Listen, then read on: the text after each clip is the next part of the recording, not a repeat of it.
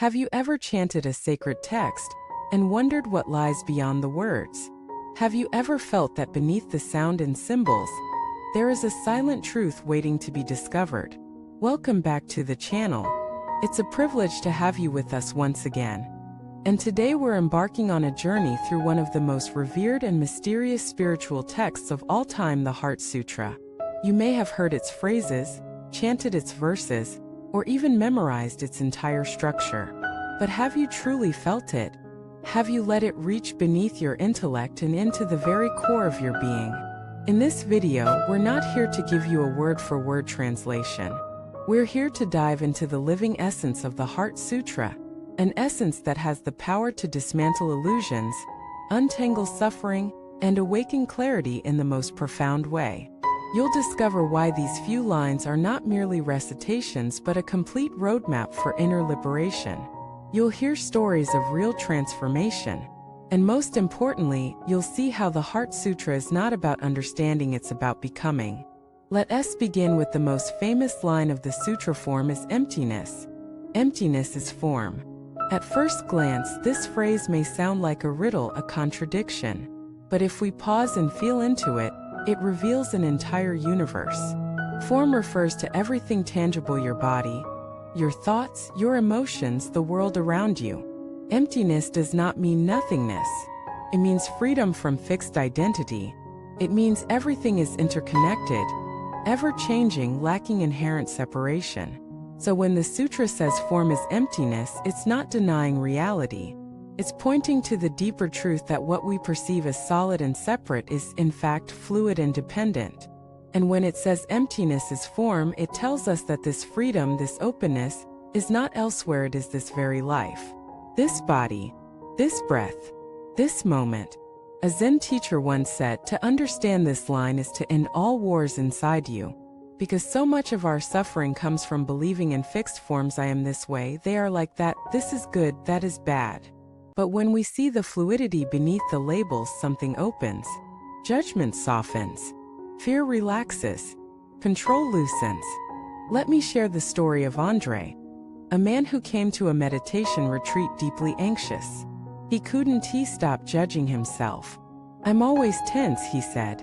I can't relax like others. My mind is broken. But during one silent morning, as he was reciting the Heart Sutra, something clicked. He realized his anxiety was just a form, a passing configuration of body, breath, and thought. It was not who he was. For the first time in his life, he smiled at his anxiety instead of fighting it.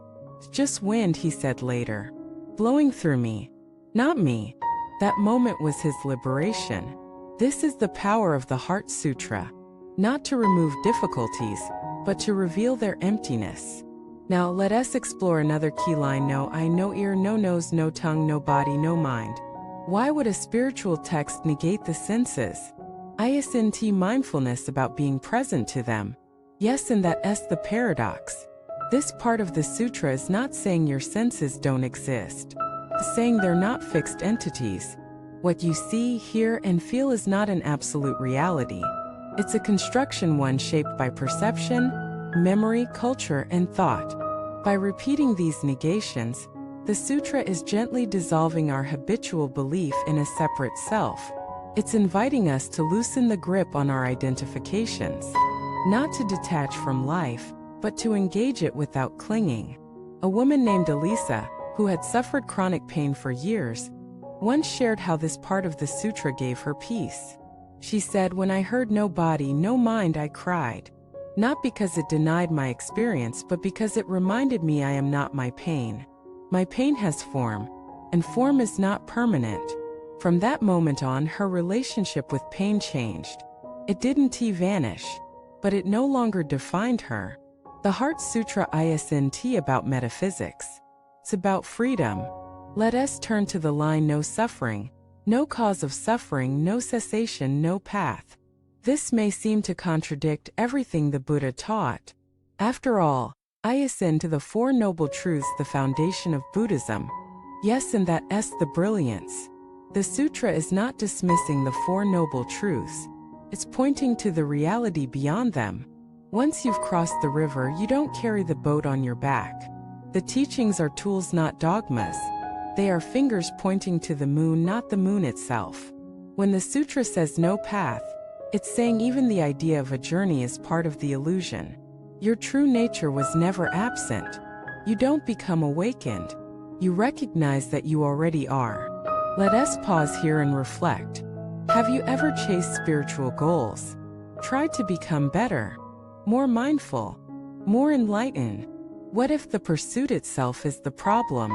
What if peace is not something you achieve, but something you notice when you stop grasping? This is what the Heart Sutra reveals: truth without striving, stillness without struggle.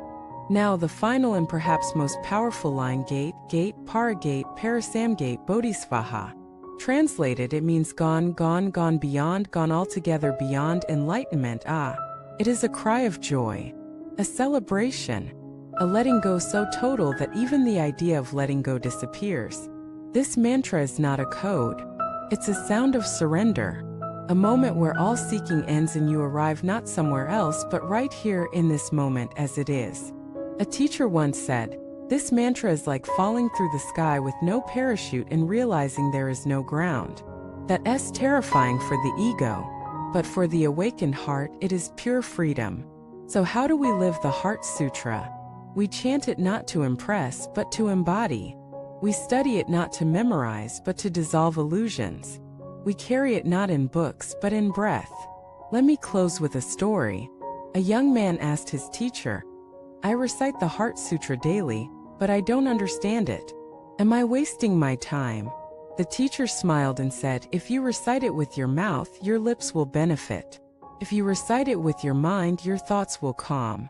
But if you recite it with your heart, your whole life will change." And that's the invitation for you today.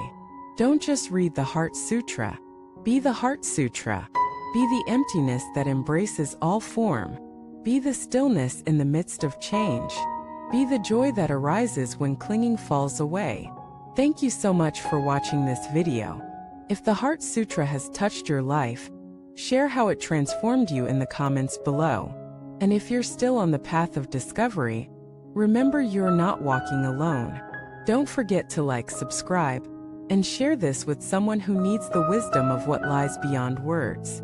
Until next time, may you walk the pathless path with courage, chant the silent truth with clarity, and know yourself not as a seeker, but as the very space in which everything arises and returns.